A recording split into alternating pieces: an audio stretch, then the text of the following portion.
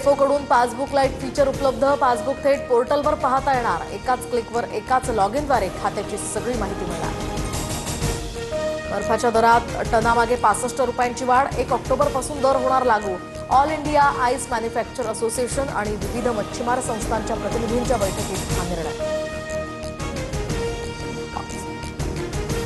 ऑस्करच्या शर्यतीमध्ये भारतातर्फे होमबाउंड हा चित्रपट पाठवला जाणार। बेस्ट इंटरनॅशनल फीचर फिल्म या गटात या चित्रपटाची निवड।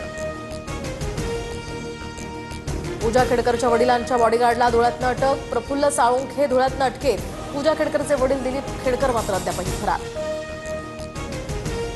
बुलढाण्यातील अमोना गावकऱ्यांचा 30 वर्षांपासून शेतात जाण्यासाठी जीवघेणा प्रवास। आठवड्याभरात निर्णय घ्या, अन्यथा जलसमाधी घेणार। गावकरी आता आक्रमक।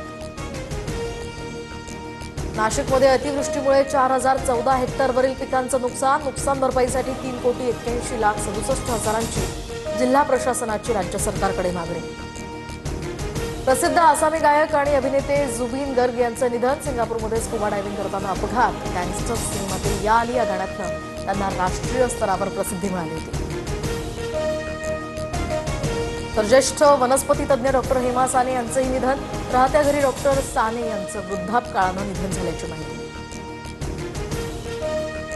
रेल्वेच्या तिन्ही मार्गांवर उद्या मेगा ब्लॉक। तर मध्य रेल्वेवर ठाणे ते कल्याण, हार्बर मार्गावर वाशी ते पनवेल आणि पश्चिम मार्गावर वसई ते विरार दरम्यान ब्लॉक असेल।